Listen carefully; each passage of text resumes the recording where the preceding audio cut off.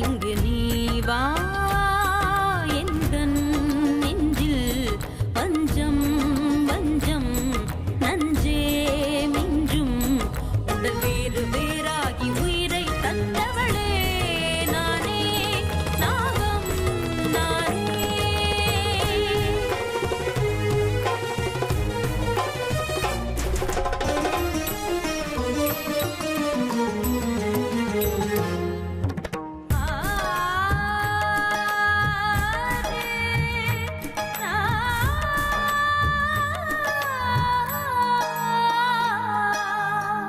ஜென்மம் பல தாண்டி உன்னோடு வாழ வேண்டுமே மரணம் தன்னை வென்று தினம் காதல் செய்யவா நாகமணி தேடி என் ஜீவன் இங்கு வாடுதே சொந்தங்களை நாடி உயிர் தேடி ஓடுதே பூமிக்கு வந்த நிலவு பிறவீது சாபமா கடமையை தாண்டும் உறவு மனமிளகிடுமா எந்தன் நெஞ்சில் வஞ்சம் வஞ்சம் நஞ்சே மிஞ்சும் உடல் வேறு வேறாகி உயிரை தந்தவளே நானே நாகம் நானே தந்தவளே நானே நாகம் நானே.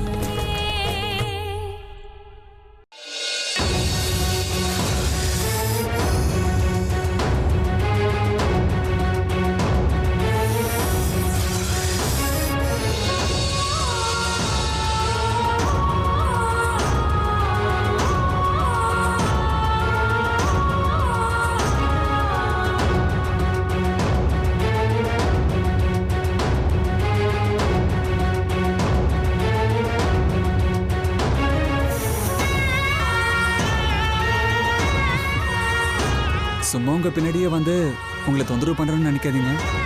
என்னை சுத்தி இருக்கிறவங்க எப்பவுமே சிரிச்சுக்கிட்டே இருக்கணும்னு அடிக்கடி தமாஷ் பண்ணுவேன், அவ்வளவுதான். ஆனா எல்லாத்தையும் நான் தமாஷா எடுத்துக்க மாட்டேன், விளையாடவும் மாட்டேன். உங்களை நான் எங்கேயோ பார்த்துருக்கேன், எங்கேயோ பார்த்துருக்கிறேங்கிற ஃபீலிங்ல ஒரு 2 நிமிஷம் பேச வாய்ப்பு கொடுங்களேன் ப்ளீஸ். உங்களை இந்த கோவிலை பார்த்துருக்கேங்கிறதுக்கு முன்னாடி எங்கேயோ பார்த்துருக்கேன்ற உணர்வு உங்களை என்னை ஃபாலோ பண்ண வச்சிருச்சுங்க. உங்களை பார்த்த உடனே மனசுக்குள்ள என்ன தோணுச்சுன்னு தெரியுமா? இதுக்கு முன்னாடி உங்க பக்கத்துல இருந்த மாதிரி தோணுச்சு. சில விஷயங்கள் மனசுக்குள்ள வீடே கட்டிடுங்க. என் மனசுல இருக்கிறத சொல்லிட்டேன், கேட்டதுக்கு தேங்க்ஸ். கிளம்புங்க, மறுபடியும் என்னை தேடி இங்க வராதீங்க. இல்ல அது இங்க இருந்து போங்க.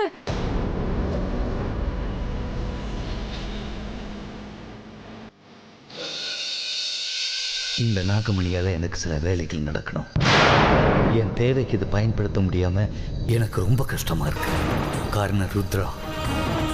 அவனுக்கு ஒரு சின்ன சந்தேகம் வந்தாலும் அவ்வளோதான். அந்த பைரவ பாபா வேற ருத்ரனுக்கு ரொம்ப நெருக்கம். இப்படிப்பட்ட சூழ்நிலையில் இந்த நாகமணி என் ரூமில் இருக்கிறது பாதுகாப்பானதா? ஆனால் வேறு எங்கேயும் இது பாதுகாப்பாக வைக்க முடியாது. என்ன பண்ணுறது? ருத்ரனுக்கு நாகமணி மேலே ஆர்வம் இருக்குங்கிறதுக்காக இந்த நாகமணியை பயன்படுத்தாம எத்தனை நாளைக்கு நான் அமைதியா இருக்கிறது? இப்ப என்ன பண்றது?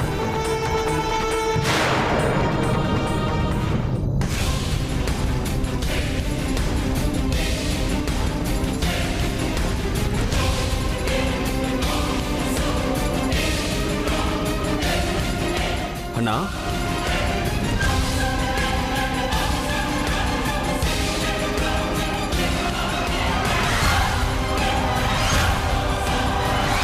என்ன ருத்ரா, என்ன விஷயம்? ஒன்றும் இல்லைண்ணா, சும்மா தான் வந்தேன். சும்மா எதுக்காக வர? காரணம் இருந்தால் மட்டும் வா ருத்ரா. தொந்தரவு பண்ணி தான் மன்னிச்சிருங்க. அண்ணன் ரூம் தானே கேட்காம வந்துட்டேன். நீ ஏன் அண்ணா இப்படிலாம் பேசுற? எல்லாரும் எப்பவும் ஒரே மாதிரி இருக்க முடியாது, புரிஞ்சுக்கோ. இன்னைக்கு இருக்கிற மாதிரி நாளைக்கு இருக்க முடியாது. 1008 யோசனைகள் இருக்கும், புரியுதா? இவ்வளவு நேரம் இந்த ரூம்ல வெளிச்சமா இருந்துச்சு, அது என்னன்னா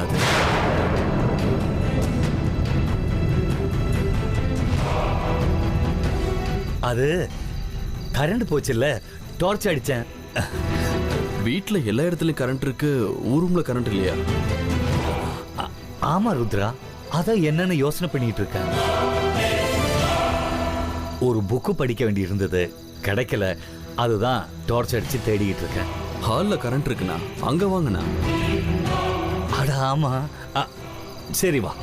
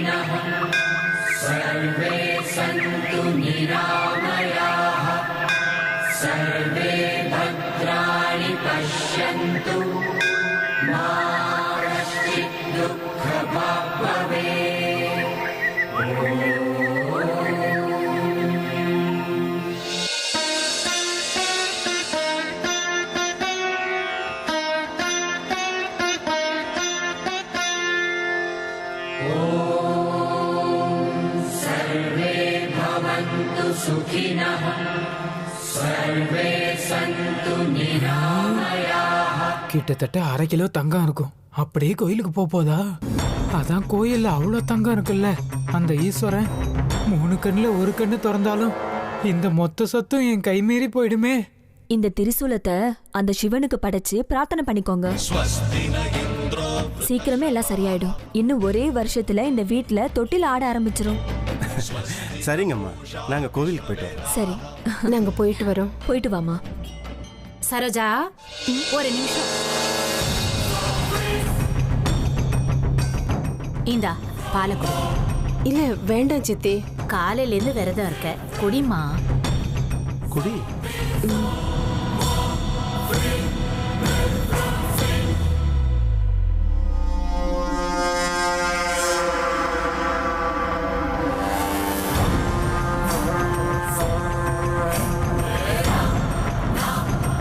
திரிசூலம் எல்லாம் வேலை செய்யாது, ஆனா நான் கொடுத்த பால் நல்லா வேலை செய்யும். திரிசூலம் இல்ல, தங்கத்துல தேரை செஞ்சு கொடுத்தாலும் உனக்கு குழந்தை பிறக்காது. ஜோசியக்காரன் சொல்றதெல்லாம் நடக்காதுமா. போ நேரா கோவிலுக்கு போ. திரிசூலத்தை கொடு, நல்லா வேண்டிக்கிட்டு வா. என்ன நடக்குதுன்னு பார்க்கலாம். என்கிட்ட கொடு. நாங்க கிளம்புறோம் சித்தி. போயிட்டு வாங்க.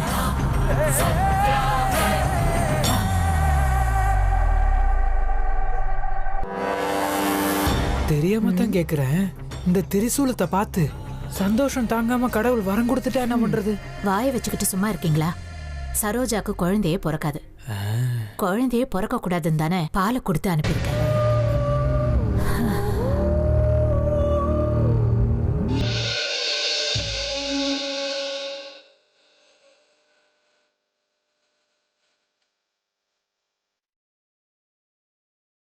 நான் இது வரைக்கும் இப்படி உங்ககிட்ட வேண்டதே இல்லை.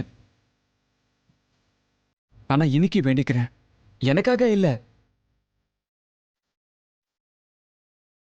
நான் ஒரு பொண்ணு மனசார விரும்புறேன். அவ நல்லா இருக்கணும். அந்த கோவில் தான் அவன் வீடு. அவ எப்பவுமே அங்கதான் இருக்கா.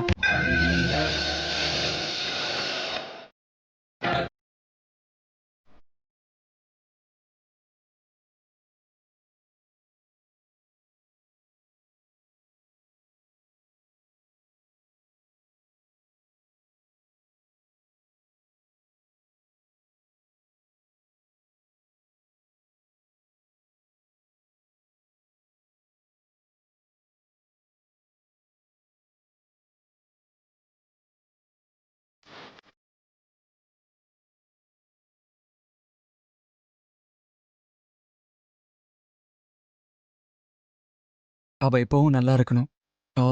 நான் ஏன் இப்படியெல்லாம் வேண்டிக்கிறேன்னு எனக்கே தெரியல. ஆனா மனசுக்கு ஏதோ ஒரு மாதிரி இருக்கு.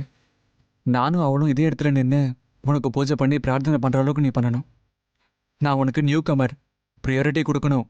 என் ஆசையை நிறைவேற்றி வைப்பா.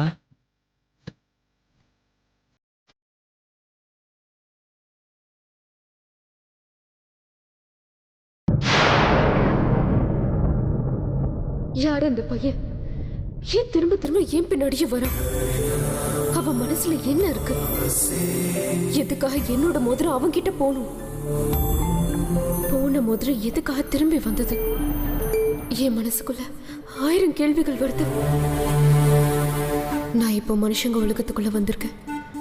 இங்க தாக்கு பிடிக்கிறது அவ்வளவு சுலபம் இல்ல. எனக்கு வழிகாட்டு சிவபெருமானே. கடுமையான யாகத்தை செஞ்சு எனக்கு தெய்வத்தோட அருள் கிடைச்சிருக்கு, சாத்தானோட பலமும் கிடைச்சிருக்கு. இதெல்லாம் திவ்ய திருஷ்டி பூஜை செஞ்சதோட பலன். அப்படின்னா நாகன் இருக்கிற இடத்தை கண்டுபிடிக்க முடியுமா? கண்டுபிடிக்க முடியும் ருத்ரா.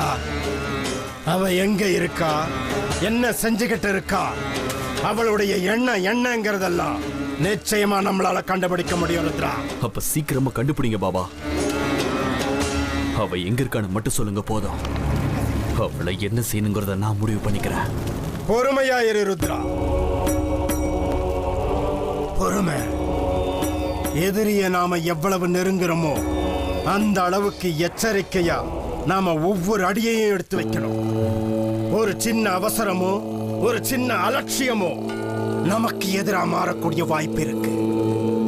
நீ அன்னைக்கு கொஞ்சம் பொறுமையா புத்திசாலித்தனத்தோட அந்த நாகராஜனை எதிர்த்திருந்தா நாகமணி இன்னைக்கு நம்ம கையில இருந்திருக்கும்.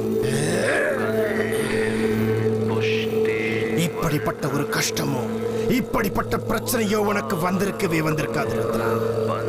என்ன மன்னிச்சிருங்க பாபா. பழசெல்லாம் சொல்லி காட்டி என்ன குத்தாதீங்க பாபா. இருக்கட்டும். இன்னைக்கு நாம் பயன்படுத்த போற சக்தி ஒரே ஒரு தடவை தான் பயன்படுத்த முடியும். அது போதும் பாபா. ஒரு முறை அவ எங்க இருக்கான்னு பார்த்து சொல்லுங்க, அது போதும்.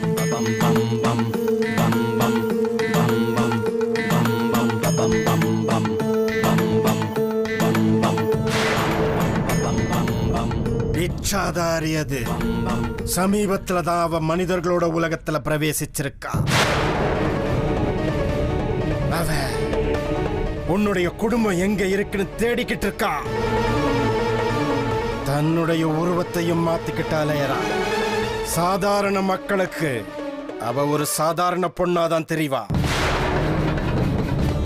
அவ ராஜநாகன்னு யாருக்கும் தெரியாது. அப்படியேதான் அவ மனுஷர்களோட உலகத்துல வாழ்ந்துகிட்டு இருக்கா. பாபா, அவ இருக்கிற இடம் சொல்றேன், எல்லாத்தையும் சொல்றேன்.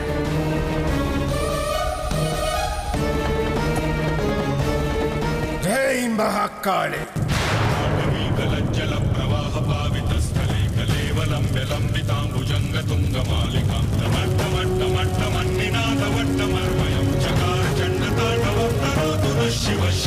உருவத்தை மாத்திக்கிட்டு மனிதர்களோட உலகத்துல ஒரு மனுஷியா வாழ்ந்துகிட்டு இருக்கிற அந்த ராஜ பரம்பரையை சேர்ந்த நாகராணி, அவ இருக்கிற இடத்தை எனக்கு காட்டு. அவளோட இருப்பிடத்தை எனக்கு காட்டு. ஜெய் மகாகாளி.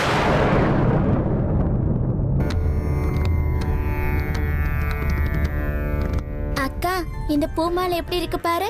இத போட்டா நம்ம சிவன் அழகா தெரிவாருல்ல. இதே மாதிரி இன்னொரு மாலை வேணும்.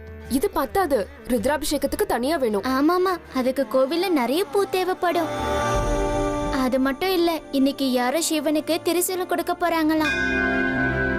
அதனால இன்னைக்கு பிரசாதம் ரொம்ப ருசியா இருக்கும்.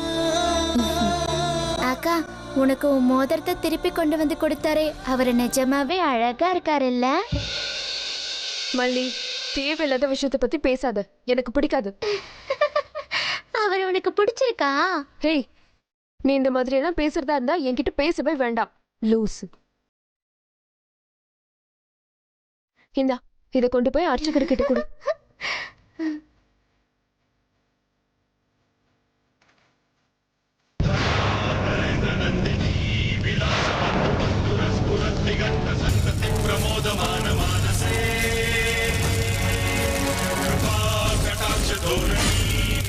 दुर्धरापति क्वचित् दिगंबरे मनो विनोदमे वस्तु மனுஷங்க உலகத்துல எங்கேயோ இருக்கிற அந்த நாகராணி எந்த ஊர்ல இருக்கா, யார் கூட இருக்கா அப்படிங்கிற விஷயம் இன்னும் கொஞ்ச நேரத்துல நமக்கு தெரிஞ்சிடும் ருத்ரா. ஜெய் மகாகாளி.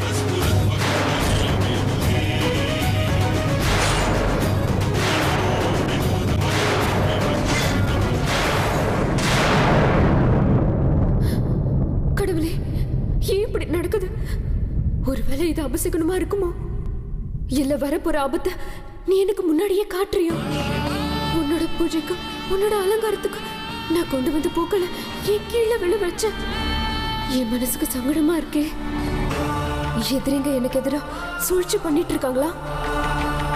எனக்கு எதிரா சதி திட்டம் தீட்டுறாங்களா? எந்த தீய சக்தியா இருந்தாலும் நீதான் என்னை காப்பாத்தணும் சிவபெருமானே.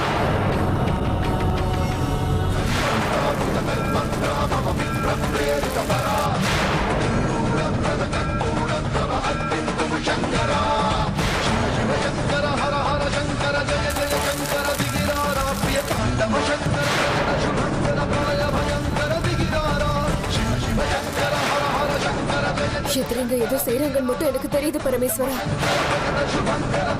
ஏதோ ஒரு தீய சக்தி என்னை துரத்துக்கிட்டு வருது. இது எல்லாத்துல இருந்தும் நீதான் என்ன காப்பாத்தணும் பரமேஸ்வரா. உன்னோட சன்னிதானத்துல இருந்தும் எனக்கு ஏன் இப்படி நடக்குது?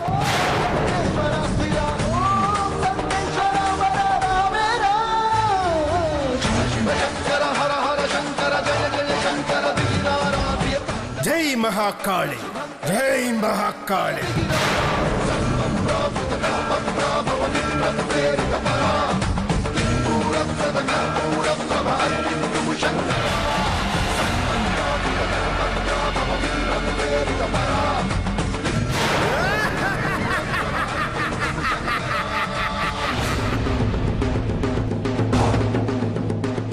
ருத்ரா, அந்த நாகராணி பரமேஸ்வரனோட சன்னிதானத்துல ஒளிஞ்சிருக்கா.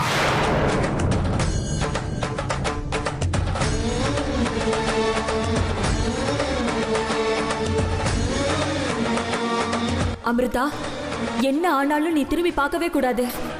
ஏதோ ஒரு சக்தி வலுக்கட்டாயமா என்ன திரும்ப வைக்குது சித்தி.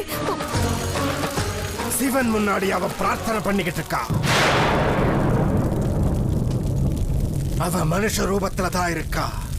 ஆனா முகம் மட்டும் தெரிய மாட்டேங்குது.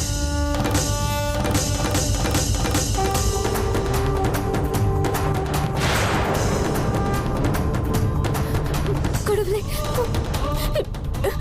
என்னை காப்பாத்து. பாபா, அவ முகம் தெரியற மாதிரி ஏதாவது பண்ணுங்க பாபா.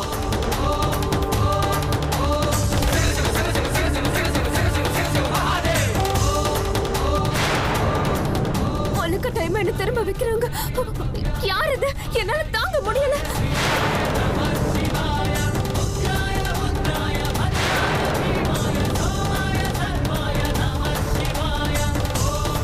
அந்த நாகராணியோட முகம் எனக்கு தெரிஞ்சாலும் தெரியவை. ஜெய் மகாகாளி.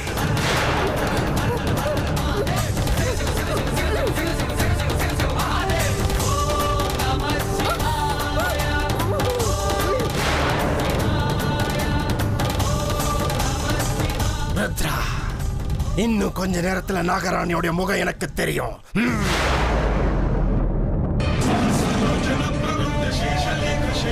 அவ எந்த உருவத்தில் இருக்கான்னு கண்டுபிடிச்சிடலாம்.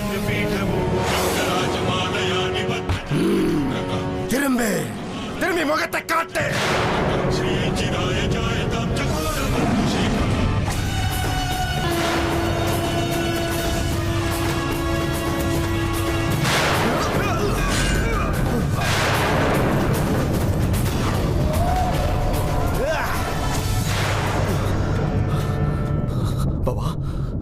இப்ப என்னாச்சு? அவளோட முகம் எனக்கு தெரியல. ரொம்ப யோசிக்காத ருத்ரா. அவ எப்படி இருப்பான்றது நமக்கு தெரியாது. ஆனா அவ எங்க இருக்கான்னு மட்டும் நமக்கு தெரியும். பாபா, நாகினி எந்த ஊர்ல எங்க இருக்கான்னு சொல்லுங்க பாபா. அவ கதையை நான் முடிச்சிடுறேன். ஒவ்வொரு நிமிஷமும் என் மூளைய குழையறா. அவ எங்க இருக்கான்னு சொல்லுங்க. துர்காபுரம். உங்க வீட்டுக்கு கிழக்கே 7-8 மைல் தூரத்துல இருக்கு. அந்த துர்காபுரத்துல தான் அவ இருக்கா. துர்காபுரத்துல எங்க பாபா? துர்காபுரத்துல இருக்கிற அந்த சிவன் கோவில் அடைக்கலமாகி இருக்கா. இதுக்கு மேல தாமதப்படுத்த வேண்டாம். அந்த நாகராணிய சமாதியாக்கணும். அவளுக்கு இன்னைக்கே ஈமச்சடங்கு நடத்தணும்.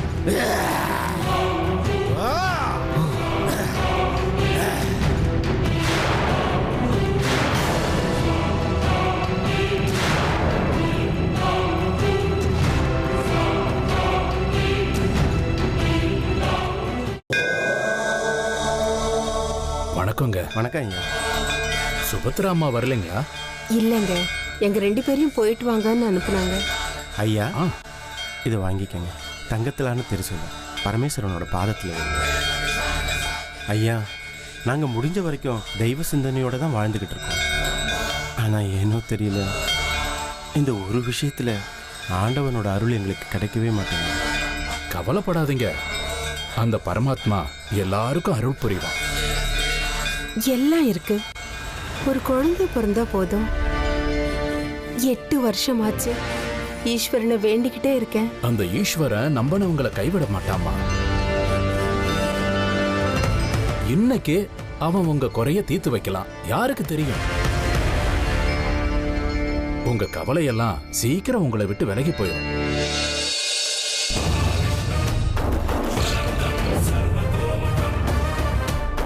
அர்ச்சனை தட்டை கொடுங்க, பூஜை பண்ணிடுறேன்.